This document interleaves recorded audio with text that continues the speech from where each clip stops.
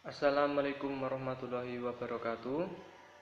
Perkenalkan, nama saya Sugeng Rianto dengan NIM 1810301065. Di sini saya akan menjelaskan materi tentang manajemen bencana. Yang pertama yaitu tentang analisis resiko dan penilaian skala dampak.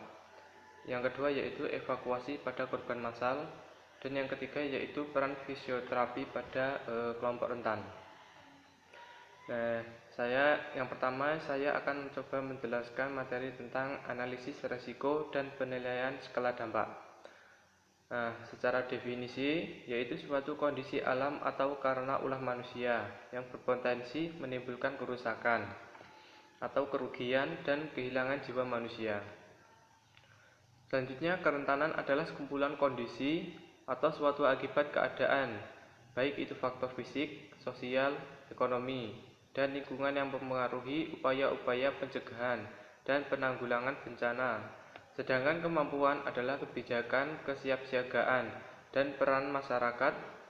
Maksudnya di sini yaitu kekuatan atau potensi yang dimiliki perorangan atau kelompok masyarakat yang membuat mereka mampu mencegah, mengurangi, atau siap siaga dalam menanggapi dengan cepat kondisi kegawat daruratan dan bencana. Adapun langkah-langkahnya untuk penilaian risiko ini. Langkah-langkahnya itu berupa kita harus menentukan terlebih dahulu lokasi rawan bencana tersebut. Jadi, apakah lokasinya itu berada di pegunungan, pantai, atau di perkotaan, desa, ataupun di daerah sungai. Jadi kita sudah tahu rawan bencananya terlebih dahulu.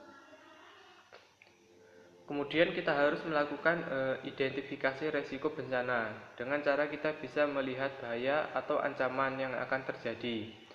Jadi misalnya ancamannya itu bisa berupa tsunami atau gempa bumi, letusan gunung berapi, dan lain sebagainya. Setelah itu kita harus melihat letak topografinya dan letak wilayahnya itu berada di mana. Setelah itu kita bisa melihat probabilitasnya dan juga dampak bencana tersebut. Probabilitas itu suatu penilaian kapan bencana itu akan datang. Apakah akan datang setahun sekali atau beberapa tahun sekali, atau bahkan dalam setahun itu bisa terjadi 2-3 kali. Untuk probabilitasnya ada 5 nilai. Yang pertama yaitu nilai 5 itu dalam kondisi sangat pasti, di mana hampir 100% bencana tersebut datang pada tahun depan atau bisa dikatakan tiap tahun terjadi. Kemudian nilai 4 ini hampir pasti, di mana 75-100% bencana tersebut datang pada tahun depan atau akan datang 10 tahun mendatang. Kemudian nilai 3 kemungkinan sangat sering terjadi, atau kemungkinan terjadi 50-75% bencana itu akan datang pada tahun depan atau 50 tahun baru datang lagi. Sedangkan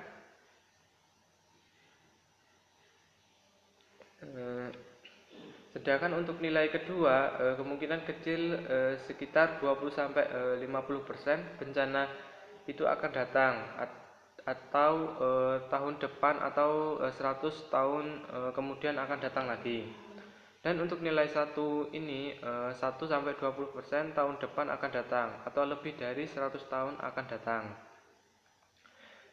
Sedangkan untuk dampak kejadiannya, jadi dampak kejadian bencana ini maksudnya yang ditimbulkan oleh dampak bencana ini yaitu menyebabkan kerusakan, entah itu kerusakan bangunan dan lain sebagainya. Untuk dampak kejadian ini memiliki 5 penilaian. Penilaian 5 sangat parah, di mana hampir 100% wilayah itu hancur total. Untuk nilai 4 itu dalam kategori parah, jadi 50-75% wilayah itu hancur total atau lumpuh total. Nilai 3 itu cukup parah, di mana dalam kategori 10-50% wilayahnya itu hancur parah. Kemudian untuk nilai 2 itu ringan, di mana kurang dari 10% wilayah tersebut hancur. Dan untuk nilai 1 itu tidak ada kerusakan sama sekali. Baik Pak, sekian penjelasan materi pertama. Saya lanjutkan menjelaskan materi yang kedua, yaitu tentang evakuasi pada korban massal. Nah, untuk evakuasi korban massal di sini saya akan menjelaskan bencana yang sering terjadi di Indonesia.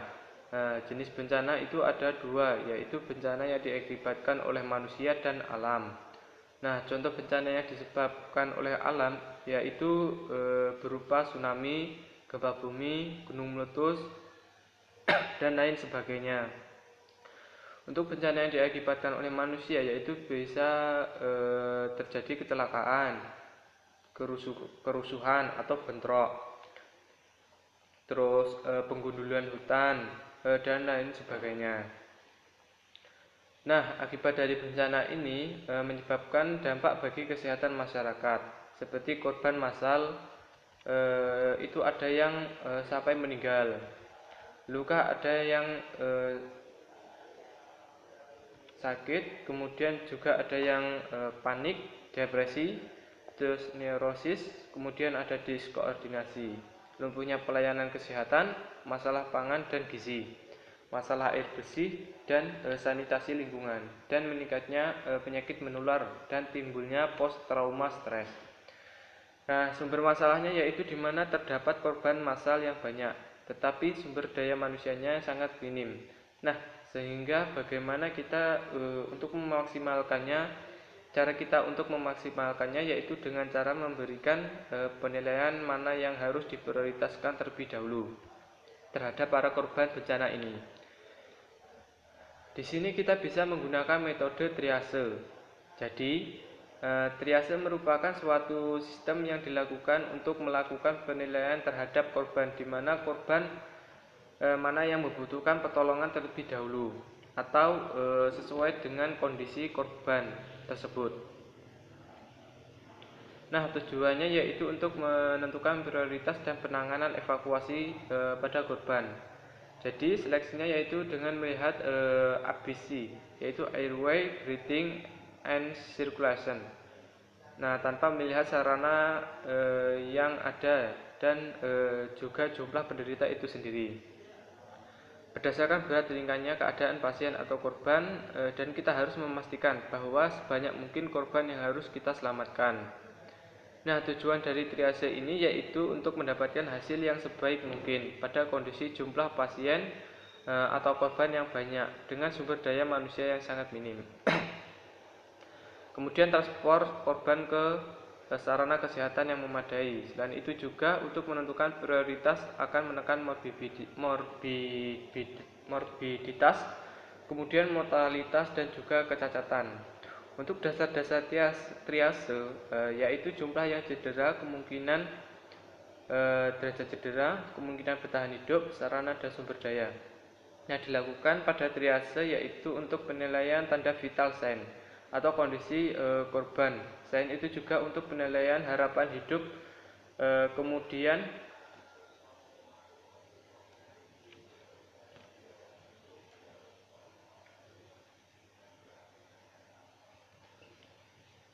seperti yang dilakukan pada triase itu untuk penilaian tanda vital sign atau kondisi korban.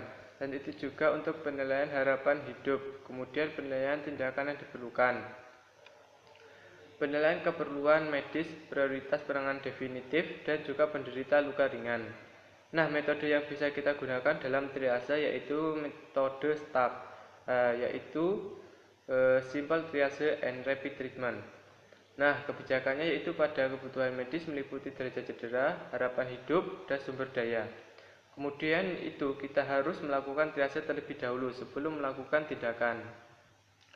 Waktu yang kita butuhkan sangat terbatas dalam melakukan tindakan ini, yaitu kurang dari 60 detik setiap orangnya. Jadi waktunya sangat terbatas dan kita harus menentukan fasilitas yang terbaik untuk penanganan. Metode triase ini memiliki 4 klasifikasi. Yang pertama yaitu warna merah. Jadi warna merah ini termasuk ke dalam prioritas pertama, di mana pasien ini mengalami luka berat yang mengancam nyawanya, namun masih mempunyai harapan hidup. Nah, jadi kita melakukan tindakan segera mungkin. Kemudian yang kedua itu warna kuning. Warna kuning ini termasuk dalam prioritas kedua, di mana pasiennya itu mengalami luka tetapi tidak mengancam nyawa. Contohnya seperti fraktur tertutup dan sifatnya mendesak. Tapi kalau kuning ini tidak segera mendapatkan pertolongan, ini bisa berubah menjadi kategori dalam warna merah. Kemudian yaitu warna hijau atau prioritas ketiga. Di sini korban mengalami luka ringan. Dan yang terakhir yaitu hitam. Hitam ini prioritas keempat, di mana korban mengalami luka yang sangat parah atau yang bisa menimbulkan kematian. Jadi warna hitam yaitu diprioritaskan untuk para korban yang sudah meninggal. Baik Pak, sekian penjelasan materi yang kedua. Saya lanjutkan dengan materi yang ketiga, yaitu tentang proses fisioterapi pada kelompok rentan.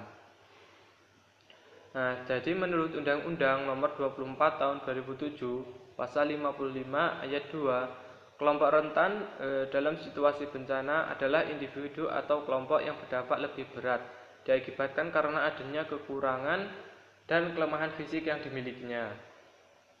Pada saat bencana terjadi, menjadi risiko yang lebih besar untuk diri mereka. Kelompok rentan ini meliputi ibu hamil, ibu menyusui, anak-anak, balita atau orang disability dan lansia.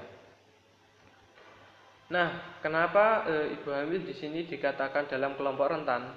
Karena pada ibu hamil sudah terjadi perubahan anatomis dan fisiologis.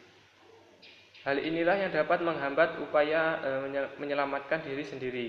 Dan untuk anak-anak, karena kondisi fisik yang masih kecil, sehingga membutuhkan bantuan orang lain untuk menyelamatkan dirinya sendiri.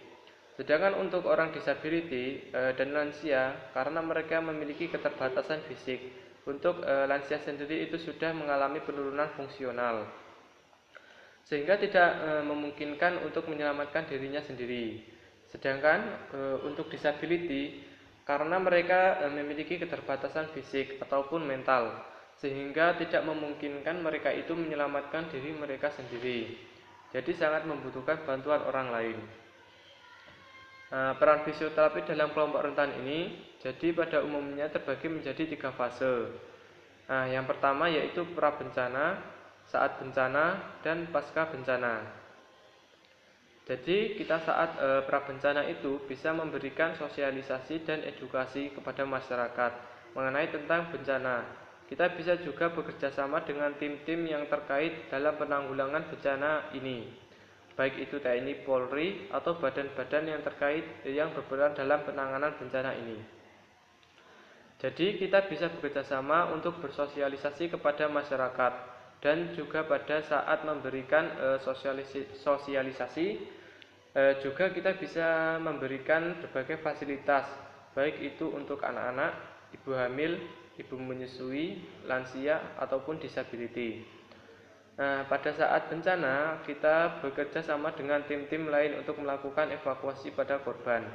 Nah, di sini kita bisa menggunakan metode triase untuk menentukan prioritas mana korban yang mendapatkan pertolongan pertama. Sedangkan untuk pasca bencana, fisioterapi bisa berperan dalam proses rehabilitas, karena para korban bencana ini umumnya mengalami cedera seperti patah tulang, keseleo, maupun memar. Nah, di sini kita berperan dalam rehabilitasnya, yaitu menjaga atau memulihkan fungsi gerak bagi para korban. Nah, selain itu juga fisioterapis juga berperan dalam menangani depresi atau trauma pada para korban, karena para korban ini sangat mengalami depresi karena kehilangan harta benda, terus kehilangan keluarga maupun kehilangan pekerjaan. Nah, di sini kita bisa memberikan semangat untuk para korban dan melakukan edukasi supaya trauma pada korban bencana ini sedikit terhilangkan dari pikirannya. Sekian Pak penjelasan dari saya. Kurang dan lebihnya saya mohon maaf. Saya akhiri. Wassalamualaikum warahmatullahi wabarakatuh.